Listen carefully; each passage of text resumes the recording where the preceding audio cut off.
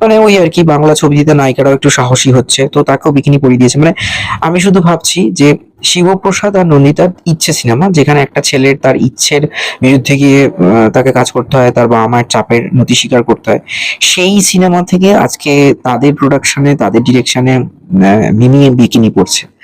মানে ভাবি জার্নিটা কতখানি এগিয়েছে, তারা কতটা ডেভেলপ হয়েছে। অবভিয়াসলি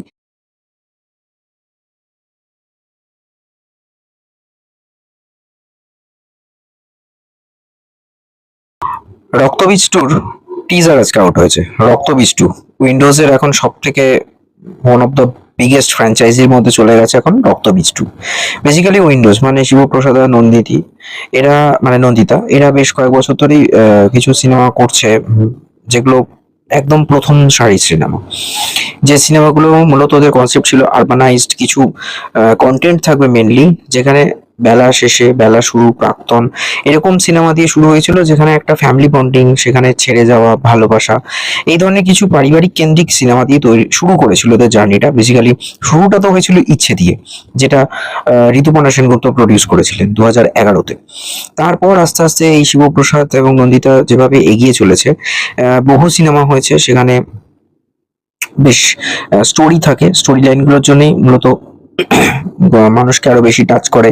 বলে না যে স্ক্রিপ্টের সাথে কানেক্ট হওয়া, মানুষ দেখতে চায়। এখন ওই করতে করতে করতে করতে আস্তে আস্তে ওরা এখন থ্রিল বেসড অ্যাডভেঞ্চার এই ধরনের সিনেমা বানাচ্ছে, যেখানে ডিটেকটিভ কিছু স্টোরি লাইন থাকে, যার মধ্যে রক্তবীজ আছে, বহুরূপী আছে।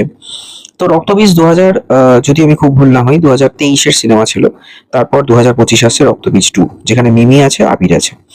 তো এই বইটা এমনি এখন একটা এমন মানে পরিস্থিতিতে চলে গেছে যে বহুরূপী যেমন গত বছর পুজোর সব থেকে ব্লকবাস্টার মুভি ছিল, তো ধরেই নিচ্ছি যে এবছরও কিন্তু, মানে আমি যা দেখে নিয়েছি, যা যেটুকু টিজারে যা দেখে নিয়েছি, তারপর আমার বলতে দ্বিধা নেই, কোথাও আমার দ্বিধা নেই, আমি যত বড়ই দেবের ভক্ত হই না কেন, আমার কোথাও দ্বিধা নেই যে খাদানের পর দেবের যে সিনেমাটা আসতে চলেছে রঘু ডাকাত, রঘু ডাকাত অনেকটাই পিছিয়ে যাবে, পিছবে।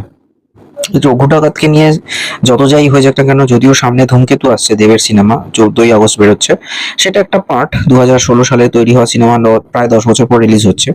কিন্তু রঘু ডাকাত, যেটা এসবিএফ এর সাথে জয়েন্ট ভেঞ্চারে বানাচ্ছে দেব, কিন্তু তারপরেও আমার মনে হয় যে রক্তবীজ টুর যা টিজার দেখিয়ে দিয়েছে, মনে হবে যেন আপনি যেভাবে যে যে লার্জার দ্যান লাইফ ল্যান্ডস্কেপে বানানো হয়েছে, তাতে মনে হচ্ছে যে এই সিনেমাটা রক্তবীজকেও টপকাবে। বেসিক্যালি ইউজুয়ালি আমরা দেখে থাকি যে যে কোনো হিন্দিতে দেখেছি যে যে কোনো সিনেমার পার্ট 1 থেকে পার্ট 2 সবসময় হিট হয়, মানে বক্স অফিস কালেকশন বলুন, অডিয়েন্স